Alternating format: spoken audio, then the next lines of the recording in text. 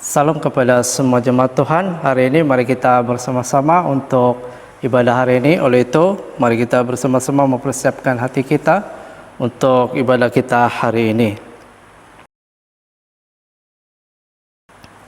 Kita datang bersama sebagai keluarga Allah di dalam hadirat Bapa untuk mempersembahkan syukur dan pujian kepadanya, untuk mendengar dan menerima firman-Nya yang kudus, untuk membawa keperluan dunia kepadanya, untuk memohon pengampunan bagi dosa-dosa kita, untuk menemukan anugerah-Nya melalui anaknya Yesus Kristus, kita dapat memberikan diri kita kepada pelayanan-Nya. Tuhan beserta kamu. Jika kita berkata bahwa kita tidak berdosa, kita menipu diri kita sendiri dan Allah tidak ada dalam hati kita. Tetapi jika kita mengakui dosa kita kepada Allah, Dia akan menepati janjinya dan melakukan apa yang adil. Dia akan mengampuni dosa kita dan membersihkan kita daripada perbuatan yang salah. Marilah kita bersama-sama mengakui dosa kita di hadapan Yang Allah Maha Kuasa. Allah yang penuh belas kasihan, Bapa kami di sorga, Pencipta kami dan Hakim kami. Kami telah berdosa terhadap Engkau dan terhadap sama manusia, baik dalam pikiran, perkataan, dan perbuatan, melalui kelalaian, kelemahan, dan kesalahan yang disengajakan. Kami sekarang bertobat dan benar-benar menyesal sebab kesalahan kami. Bapa, ampunilah kami demi anak-Mu, Yesus Kristus yang telah mati untuk kami. Kuatlah kami supaya dapat mengasihi dan mentaati Engkau dalam kehidupan yang baru, melalui Yesus Kristus Tuhan kami. Amin. Allah yang Maha Kuasa mengampuni semua orang yang mengakui dosa mereka dengan bertobat, mengasihi kita dan membebaskan kita daripada segala dosa kita melalui Yesus Kristus Tuhan kita. Dia meneguhkan dan menguatkan kita untuk pelayanannya dengan kuasa Roh Kudus dan memelihara kita dalam kehidupan yang kekal. Amin. Tuhan, bukalah bibir kami,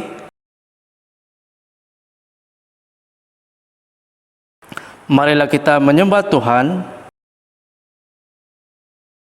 bersama-sama.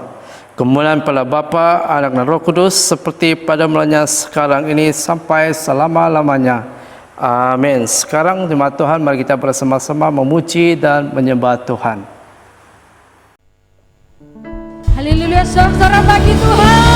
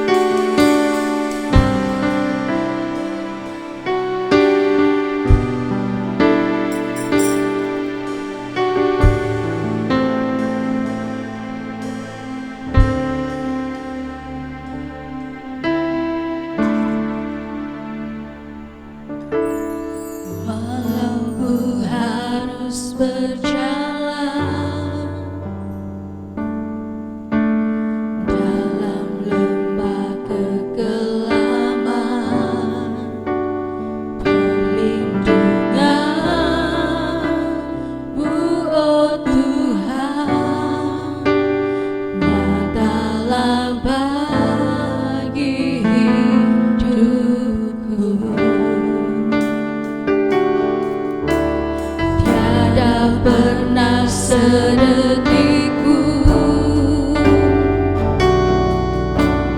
Tiada pernah kau tinggalkan, sungguh mulia dan sempurna. Hanya kau layak disembah, Yesus.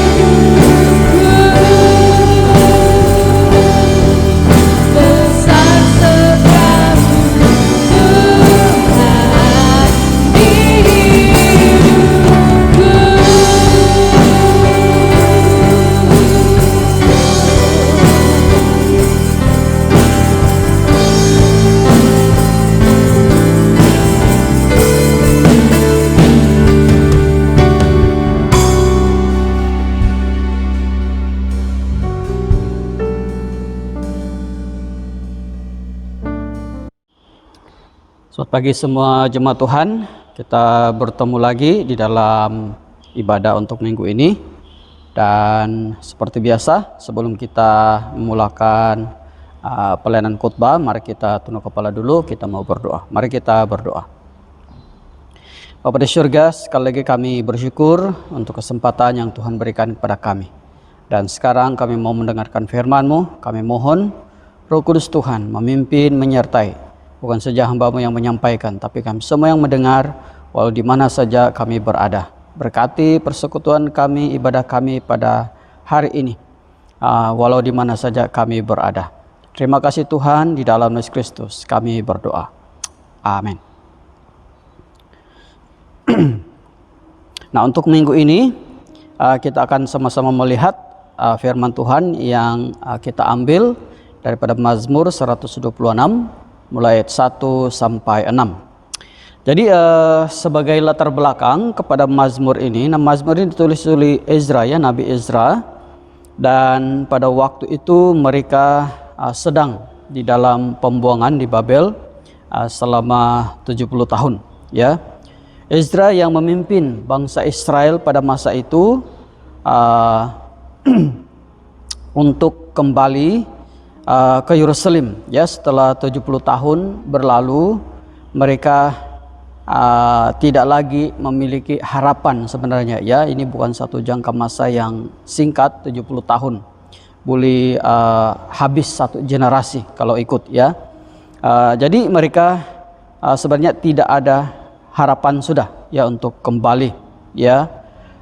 Tetapi ketika Tuhan memulihkan mereka kembali, maksudnya memimpin mereka kembali semula ke Yerusalem, ya, itu adalah menjadi seperti mimpi bagi mereka, ya. Sesuatu yang pada mulanya mereka tidak sangka akan terjadi, ya, atau dijawab, sebab mereka juga telah berseru-seru kepada Tuhan selama di dalam pembuangan, ya. Dan sekarang tiba-tiba Tuhan menjawabnya, ya. Jadi pemulihan ini sepertinya sangat bagus, terlalu bagus untuk menjadi sesuatu yang benar atau kenyataan kepada bangsa Israel. Tetapi memang itulah yang terjadi, ya. Jadi sama dengan kehidupan kita, ya, banyak perkara atau berkat yang mungkin kita berpikir kita sendiri memikirkan itu terlalu baik untuk kita terima, atau terlalu lama kita menantikan, ya. Namun sebenarnya untuk setiap doa kita, Tuhan sebenarnya sudah sedia di dalam jawabannya. Jadi untuk lebih lanjut dengan tema pemulihan Sion berdasarkan kepada Mazmur 126 ayat 1 hingga 6. Kita akan sama-sama belajar dan semoga kita didorong berdasarkan pengalaman bangsa Israel ini. Bagaimana mereka mengalami pemulihan setelah 70 tahun di pembuangan. Dan kita juga akan belajar sesuatu bagaimana pemulihan ini menjadi sesuatu yang menyatakan kekuasaan Tuhan di dalam hidup mereka, sama seperti di dalam hidup kita. Nah, yang pertama adalah kita melihat di sini satu ciri Tuhan, ya, yaitu Tuhan yang membebaskan, ya. Ini berhubung langsung dengan kehidupan bangsa Israel di pembuangan, di mana pada waktu itu mereka adalah sebagai hamba, ya. Mereka hidup sebagai hamba. Jadi dalam Tuhan yang membebaskan ini kita melihat dalam Mazmur 126 ayat 1, di mana dikatakan di situ, nyanyian ziarah ketika Tuhan memulihkan keadaan Sion, keadaan kita seperti orang-orang yang bermimpi, ya. Ini yang saya katakan tadi, apabila Tuhan memulihkan kembali, mengembalikan mereka semula ke Yerusalem, ya, ke Sion, ya. Waktu itu mereka seperti bermimpi. Ya, mereka tidak percaya. Tetapi mungkin bukan mungkin ya, tetapi itulah yang terjadi sebenarnya. Ya. Jadi apakah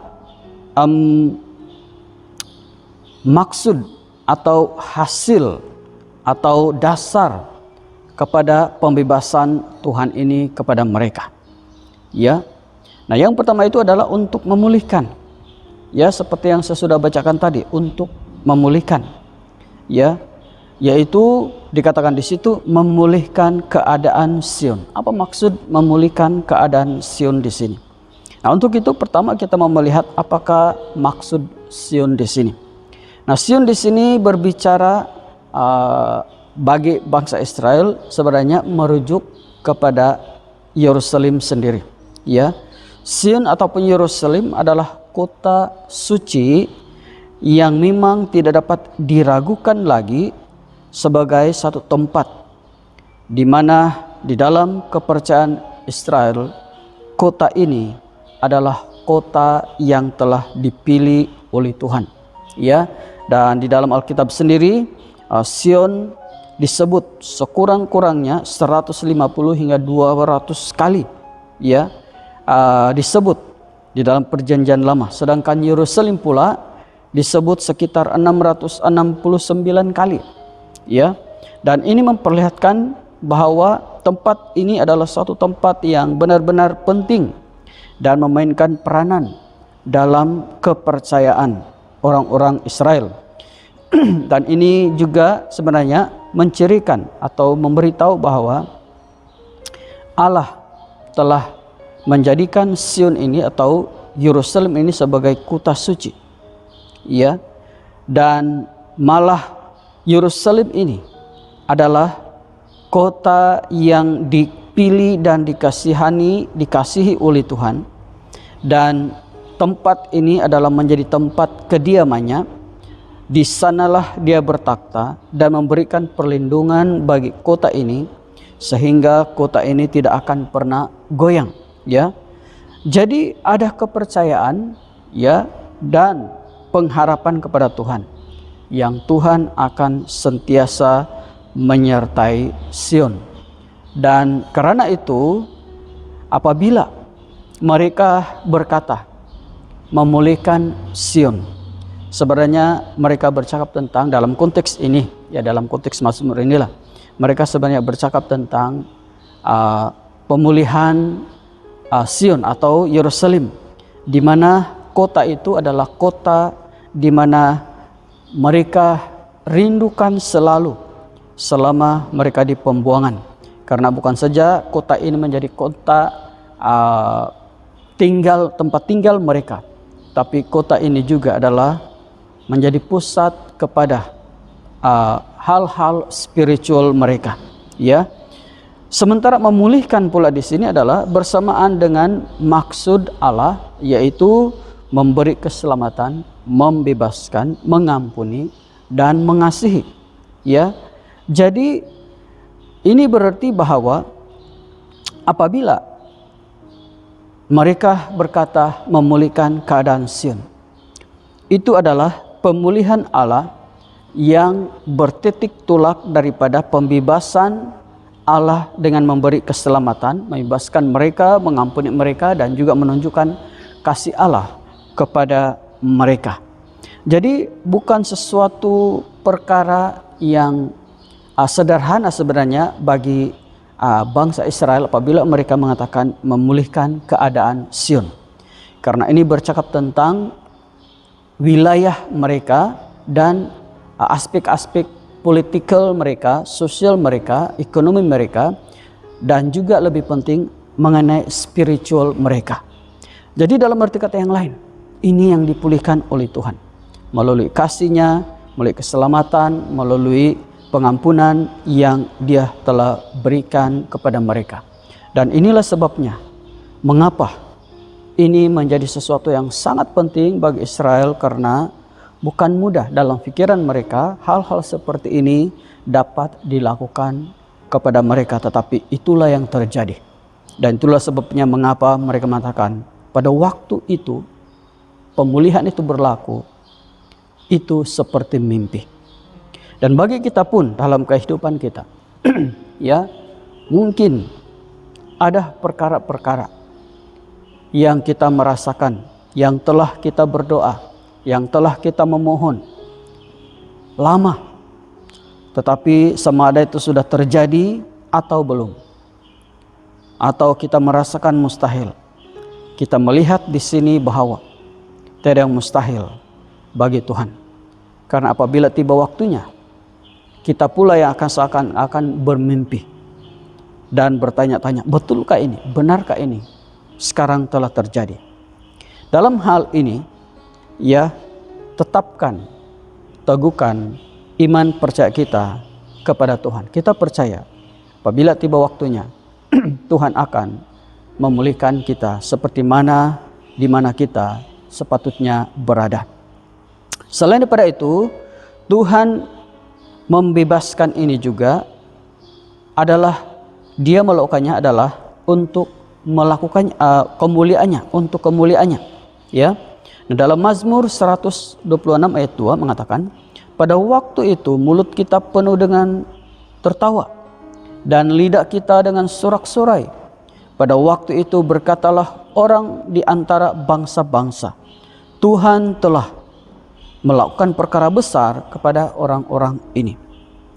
Nah, kalau kita perhatikan kembali kepada sejarah pemulihan ini, ya, pemulihan ini terjadi sekitar 701 sebelum Masehi, ya, ketika ancaman Sanherib untuk menyerbu Yerusalem digagalkan sebagai penggenapan nubuat, dan bangsa-bangsa di sekitar Yehuda, ya, mereka telah dihindarkan daripada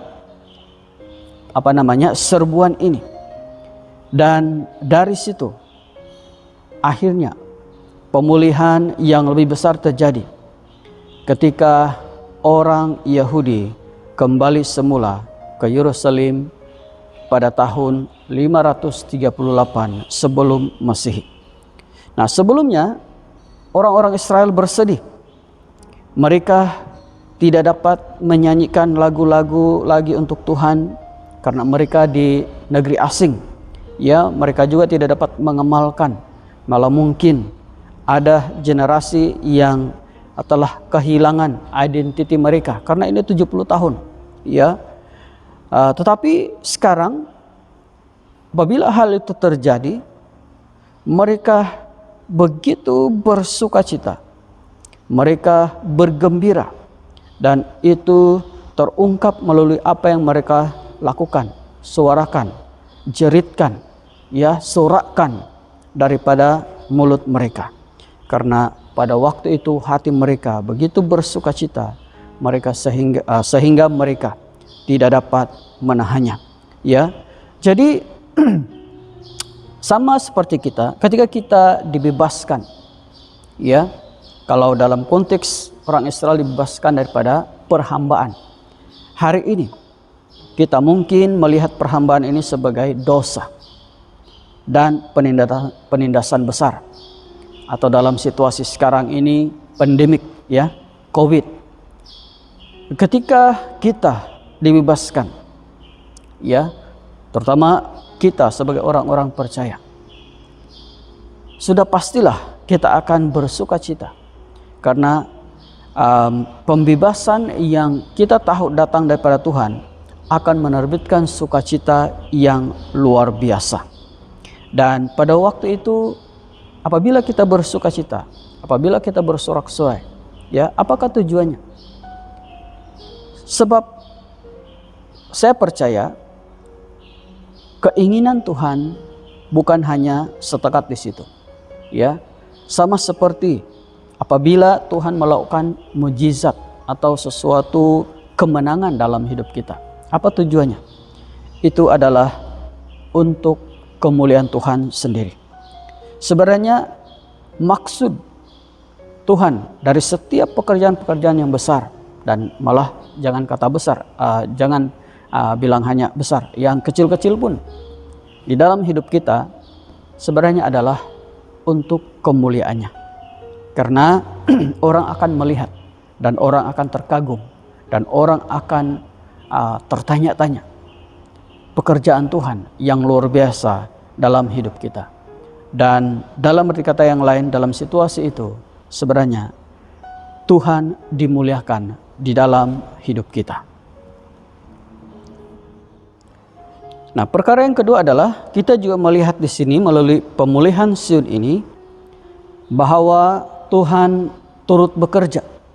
Ya, tidak kiralah berapa cepat, berapa lambat, berapa singkat, atau berapa panjang, ya, sesuatu penglibatan Tuhan dalam suatu perkara. Kita tahu sebagai orang percaya Tuhan turut bekerja. Dan dalam konteks pembacaan ini kita melihat bahwa Tuhan turut bekerja untuk melakukan perkara besar. Dalam Mazmur 126 ayat 3, Tuhan telah melakukan perkara besar kepada kita, maka kita bersuka cita. Jadi kata-kata ini terutamanya adalah kata-kata orang Yahudi yang mengakui kenyataan bahwa sesungguhnya Tuhan telah melakukan perkara-perkara besar bagi mereka. Ketika mereka tidak dapat menyelamatkan diri, Tuhan datang membebaskan mereka.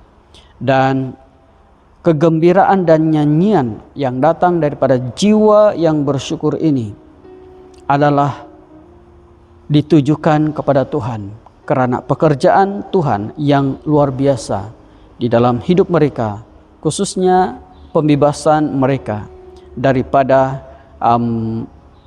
perhambaan di Babel pada masa itu. Jadi pada hari ini kita pun tahu bahwa Tuhan tidak hanya melakukan perkara-perkara besar kepada orang Yahudi saja.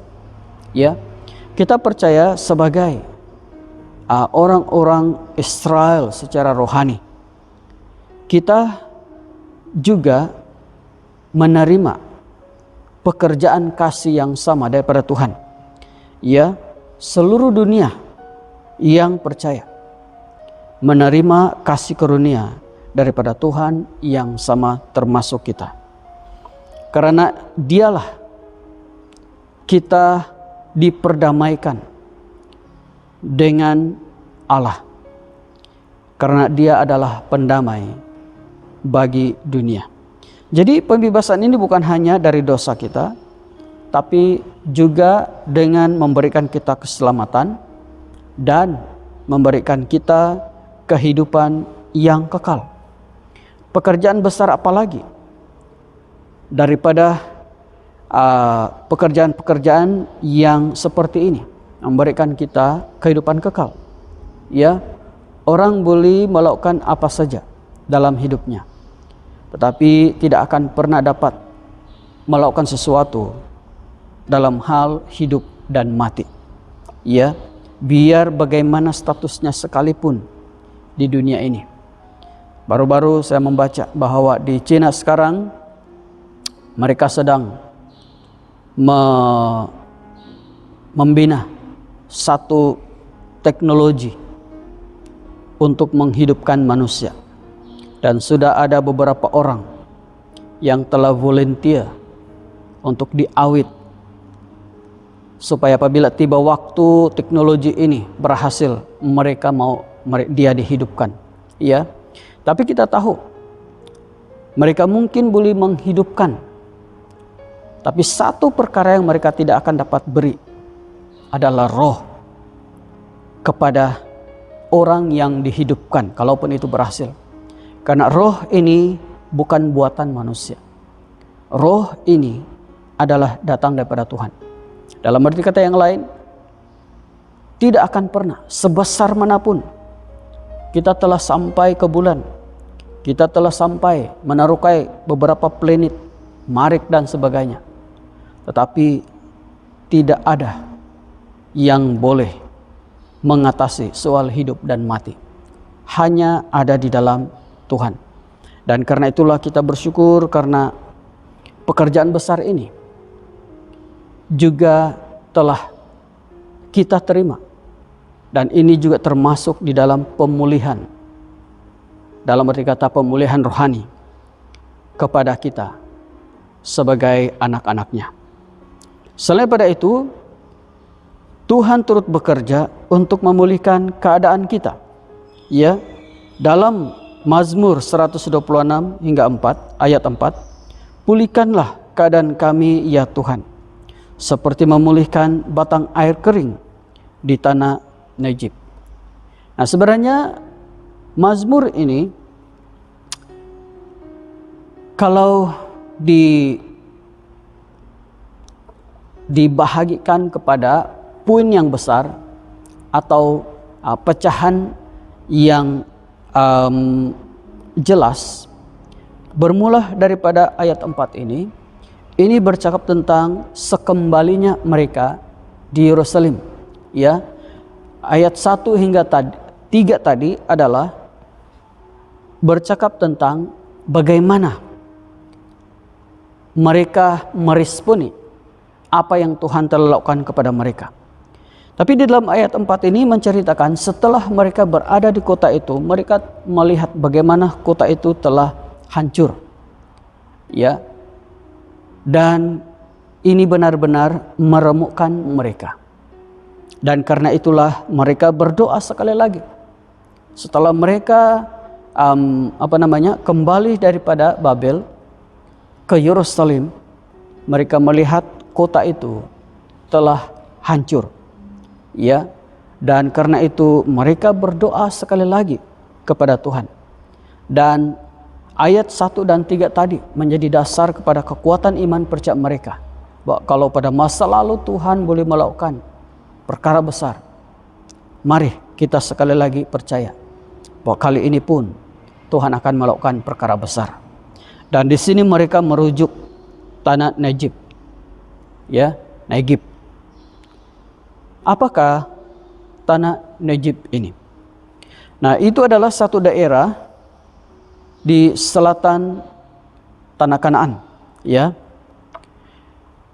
Dan dari sebelah selatan dari pergunungan Yehuda dan di sebelah barat Laut Mati. Ada suatu kepercayaan ya tentang tanah ini, bahwa Tuhan sanggup untuk melakukan pemulihan itu ya kepada Israel, Yerusalem pada waktu itu, karena telah terbukti sebelumnya Tuhan telah memulihkan tanah Negib, ya, yaitu tanah yang kering, namun di situ diberikan air oleh Tuhan. Di situ terdapat wadi-wadi. Wadi-wadi di sini adalah sumber-sumber air, ya, seperti perigi, ya, air keluar di wilayah selatan Hebron ini, ya. Dan pada musim kering, di musim panas, maksudnya walaupun musim panas, ya, pada waktu musim panas sumber-sumber ini sepertinya menjadi kering. Tapi bila saja tiba musim dingin, ya, mata air dan sumur-sumur ini akan dipenuhi kembali dengan air. Dan saat air kembali penuh, maka kegiatan pertanian biasa dapat diusahakan kembali. Dan hari ini dalam penggalian, ya, para ahli arkeologi, mereka dapat melihat terhadap satu sistem perairan yang luas di tanah Negib ini, dan yang membuktikan bahwa kenyataan ini adalah benar. Jadi ayat 4 ini menjelaskan bahwa ketika mereka berjalan pulang sehingga sampai ke tanah perjanjian, ya, mereka mendapati bahwa ada kesengsaraan lain lagi yang sedang mereka hadapi. Ya, perjalanan pulang dari Israel ke Babel saja pun, dari Babel ke Israel saja pun sudah sesuatu yang tidak mudah.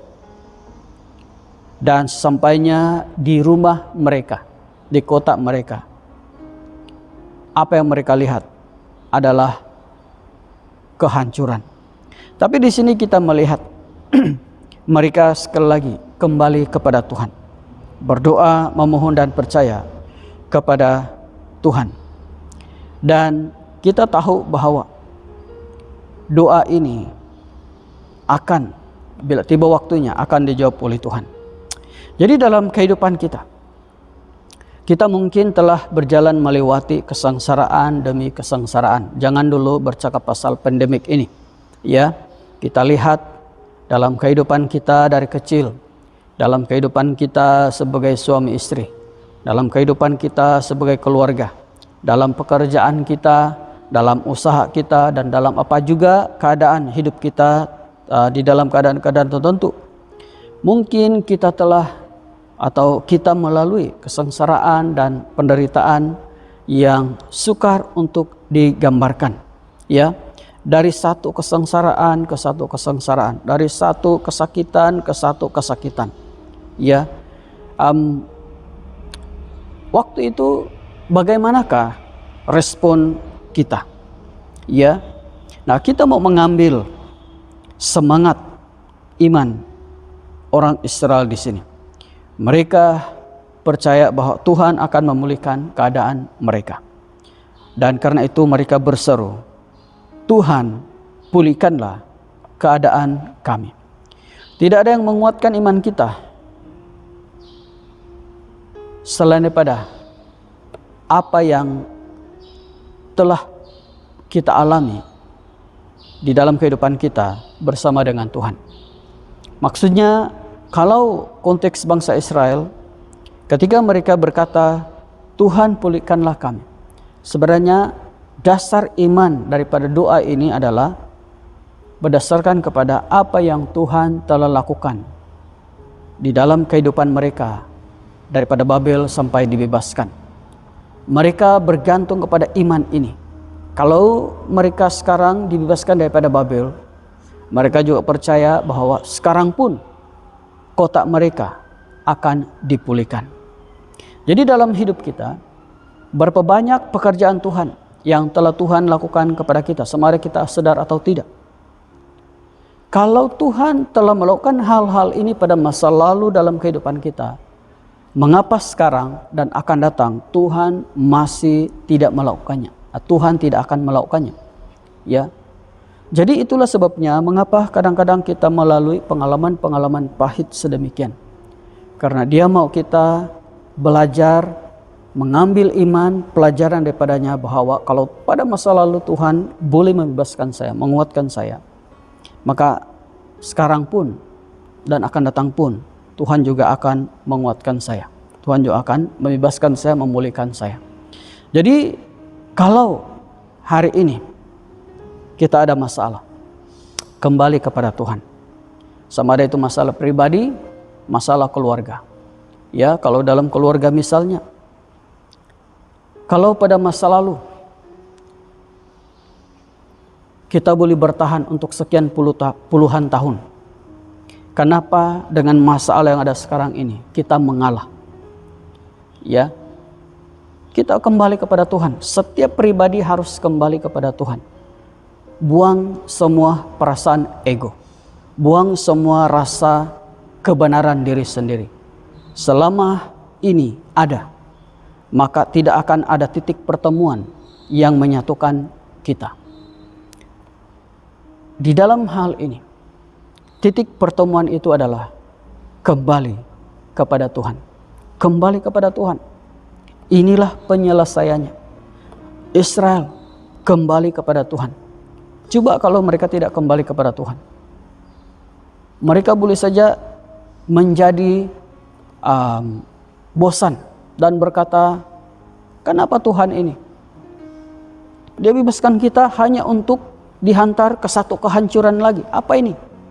Pembebasan apa ini? Karena mereka mengharapkan pembebasan yang sempurna. Tetapi tidak. Sebaliknya mereka berkata, kalau pada masa lalu Tuhan membebaskan kita, memulihkan kita, pasti ini pun Tuhan akan lakukan juga. Yang penting mari kita kembali kepada Tuhan. Dan itulah semangat yang kita mau. Apa-apa pergumulan kita, mari kita kembali kepada Tuhan. Ya, karena telah terbukti Tuhan akan memulihkan kita selama kita datang kepada Dia mendapatkan pemulihan itu. Nah, poin yang ketiga adalah di dalam pemulihan Sion ini kita juga melihat bahwa bukan saja Tuhan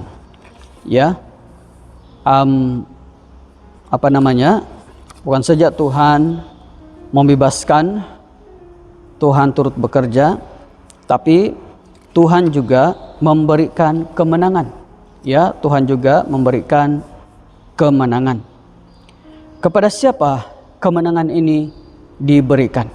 Nah, yang pertama kepada yang menabur. Ya, menabur apa dan bagaimana? Kita melihat dalam Mazmur 126 ayat 5. Dikatakan di situ, orang-orang yang menabur dengan mencucurkan air mata akan menuai dengan bersorak-sorai. Ya. Jadi kita melihat di sini mengenai hukum tabur dan tuai. Cuma yang uniknya di sini adalah dalam menabur ini sambil mencucurkan air mata. Ya. Mencucurkan air mata ini bukanlah satu ekspresi dalam kebanyakan keadaan yang menggembirakan. Ya, apalagi dalam konteks Mazmur ini. Ya. Ini bukan bercakap tentang kegembiraan. Ini bercakap tentang kepayahan. Ini bercakap tentang pengorbanan. Ini bercakap tentang kesukaran, kesulitan, kesengsaraan. Ya. Tetapi kalau kita perhatikan dalam Mazmur ini, mereka melihat ini sebagai sesuatu tindakan yang nanti kalau terus dilakukan akan tiba waktunya dia akan menuai dengan bersorak-sorai. Sama seperti seorang petani mengharapkan dirinya akan menuai buah, tetapi sebelum dia menuai buah, dia karena berkorban dulu. Ya, dia perlu menitiskan keringat dahulu. Ya, sehinggalah apabila tiba waktunya dia akan menuai dengan sukacita.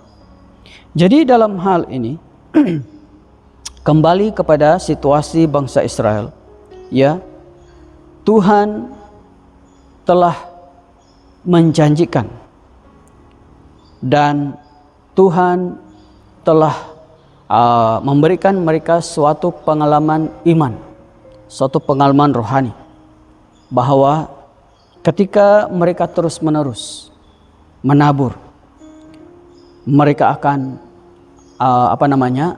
tiba waktunya mereka akan menuai dengan sorak-sorai.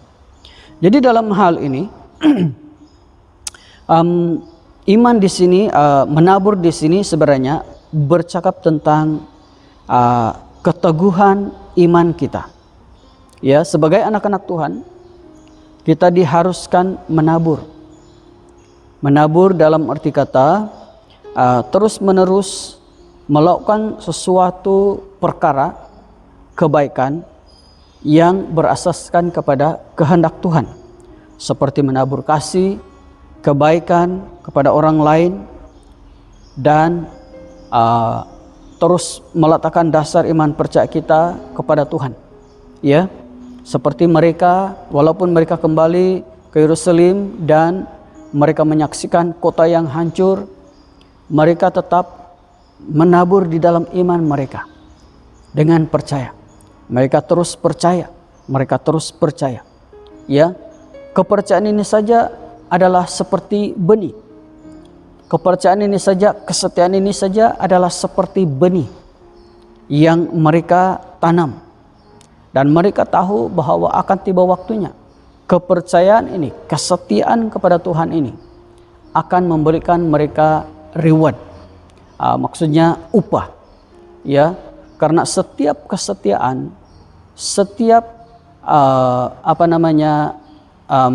kepercayaan kepada Tuhan tidak akan pernah sia-sia. Dan inilah yang mereka tabur. Dalam konteks bangsa Israel inilah yang mereka tabur. Ya, mereka tetap setia, mereka tetap percaya walaupun keadaannya adalah seperti itu. Dan mereka tahu apabila tiba waktunya, Tuhan akan memberikan mereka kemenangan. Dan pada waktu itu, kesetiaan mereka, kepercayaan mereka, iman mereka, keteguhan mereka di dalam Tuhan pasti akan memberikan mereka upah yang membuatkan mereka bersorak-sorai. Jadi sama dengan kehidupan kita, ya, di dalam keadaan apapun, seperti yang saya katakan tadi, mari kita menabur, ya, setia, percaya, tetap teguh di dalam Tuhan, ya. Jangan hanya karena satu-satu pergumulan iman kita mulai goyah, kita mulai mau melepaskan iman percaya kita. Baru-baru saya melihat di Facebook ada satu ini pribadi, dia mengatakan bahwa sepertinya saya tertarik dengan satu ini, maksudnya ada satu agama, dia berminat dan dia mau tahu lebih, ya. Saya tidak tahu apa latar belakang dia dan kenapa dia sampai ke tahap itu. Tetapi dalam keadaan biasanya apabila ini terjadi, ini karena ada goncangan atau ada masalah rumah tangga.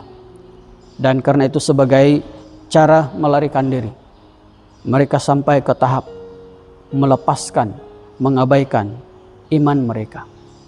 Kita perlu tetap setia, kita perlu tetap teguh.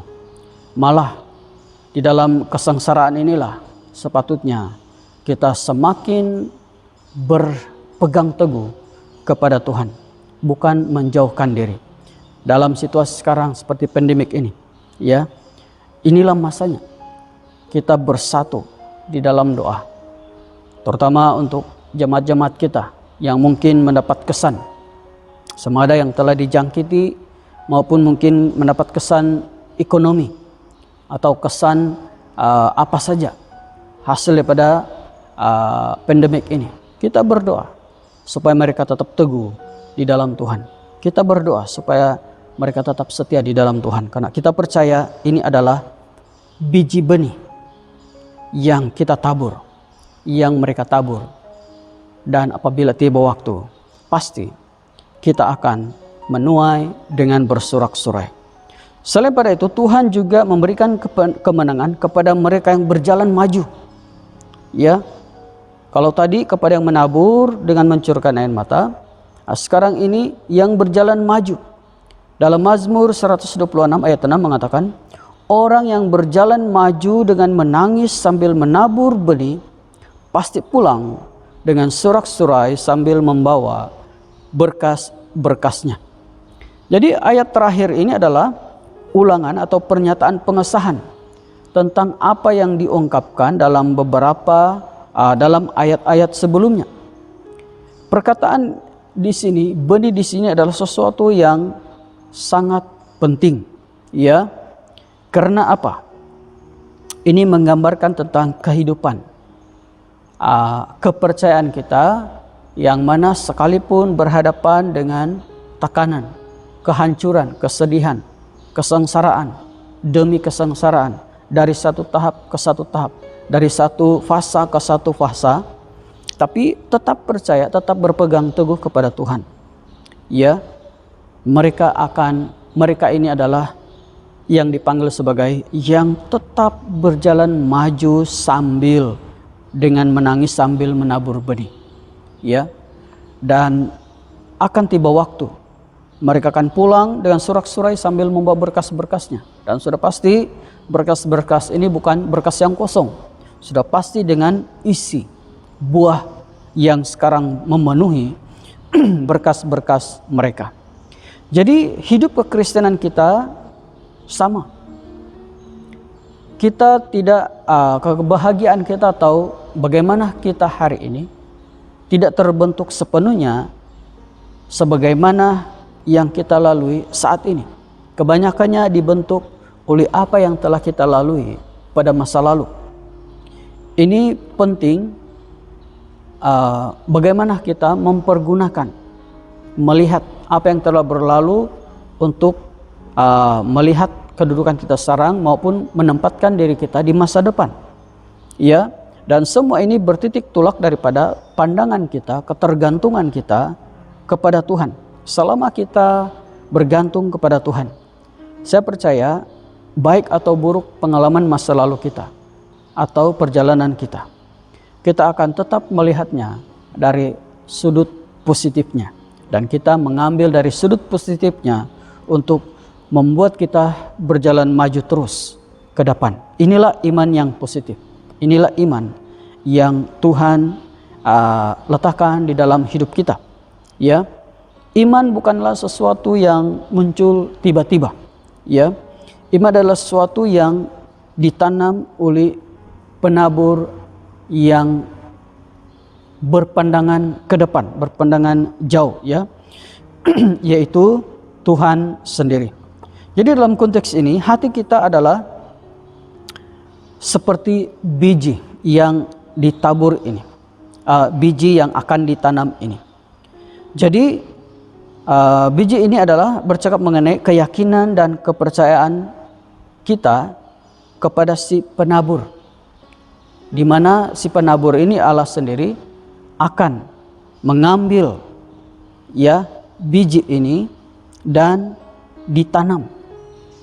Dan sudah pastilah ditanam ini bukan sesuatu yang menggembirakan, karena dia harus ditenggelamkan ke dalam tanah, mengalami himpitan, mengalami mampatan dengan segala macam suhu dan sebagainya, ya. Tetapi kita hanya perlu percaya kepada si penanam, bahwa dia tahu kenapa dia tanam kita, ya, yaitu iman kita ini. Karena akan tiba waktu apa yang ditanam ini akan bertumbuh dan menghasilkan buah. Jadi kadang-kadang begitulah cara Tuhan membentuk iman kita. Begitulah cara Tuhan mendidik iman kita. Begitulah cara Tuhan memperkukuhkan iman kita. Tidak semuanya dalam cara yang baik dalam pandangan kita, ya. Jadi kita hanya perlu yakin, percaya. Dengan apa cara sekalipun si penabur itu menanam biji iman kita ini, kita akan percaya, kita percaya bahwa dia lebih tahu. Yang paling penting di sini, berpegang terus kepada dia. Ya, berpegang terus kepada dia. Ya, karena dialah yang memegang kita. Jadi dalam hal ini, kalau perlu kita menangis, kalau perlu kita mencucurkan air mata, menangislah untuk kebenaran di dalam firman Allah. Sebagai kesimpulan, setelah mengalami pergumulan yang panjang, akhirnya Tuhan memulihkan keadaan bangsa Israel. Seperti mimpi menjadi kenyataan. Mereka keluar daripada pengalaman pahit, dan sekarang hati mereka dipenuhi sukacita dan sorak-sorai. Jadi pertolongan Tuhan ini adalah satu anugerah. Pemulihan Israel ini sendiri daripada pembuangan ke tanah perjanjian adalah seperti mimpi yang menjadi nyata. Doa mereka untuk dipulihkan telah dikabulkan oleh Tuhan, walaupun dengan perjalanan yang panjang. Dalam hal ini kita percaya, ya, kalau Sion itu adalah tempat kediaman Allah secara rohani hari ini, dan kita juga tahu bahwa kita ini pun adalah tempat kediaman Allah. Kita adalah Sion-Sionnya Tuhan.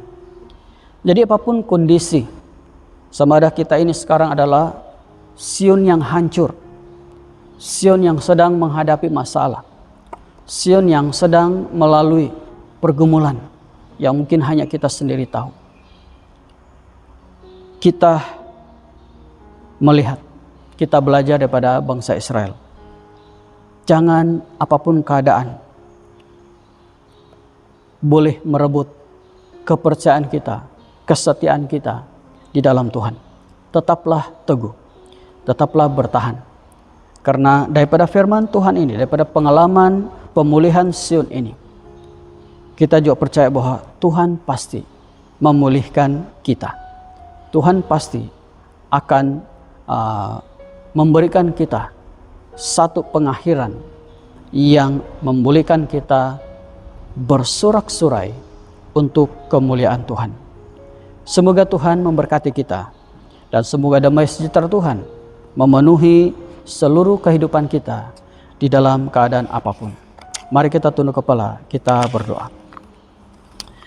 Bapa di surga, terima kasih Tuhan untuk firman-Mu, dan kami terus berdoa kiranya Tuhan sendiri akan terus menguatkan kami dalam apapun situasi kami, dalam apapun keadaan kami hari ini. Kami percaya Tuhan akan memulihkan kami. Kami percaya Tuhan akan meneguhkan kami selama kami bersandar kepada Tuhan sebagai kekuatan kami. Terima kasih Tuhan untuk firman hari ini yang benar-benar mendorong kami untuk tetap setia, tetap percaya, tetap teguh di dalam tangan Tuhan. Di dalam Yesus Kristus kami berdoa bersyukur kepada Tuhan. Amin. Sekarang mari kita bersama-sama meresponi firman Tuhan yang sudah kita dengar tadi. Oleh itu marilah kita mengakui iman kita di hadapan Tuhan bersama-sama. Saya percaya kepada Allah yang tunggal, Bapa yang Maha Kuasa, Pencipta langit dan bumi.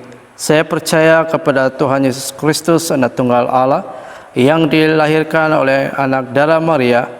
Dia menderita semasa pemerintahan Pontius Pilatus. Dia disalibkan, mati lalu dikuburkan.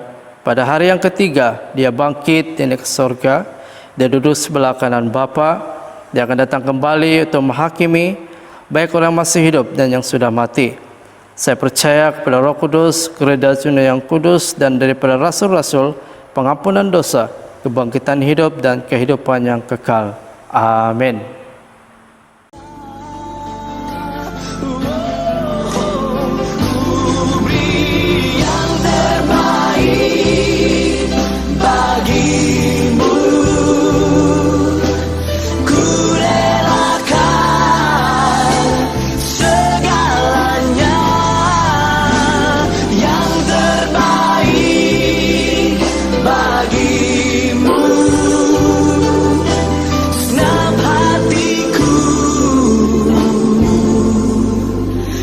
Segenap jiwaku.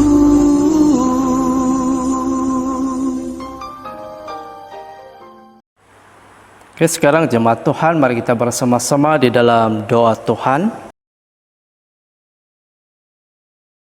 Bapa kami yang di sorga, dikuduskanlah nama-Mu, datanglah kerajaan-Mu, jadilah kehendak-Mu di bumi seperti di surga.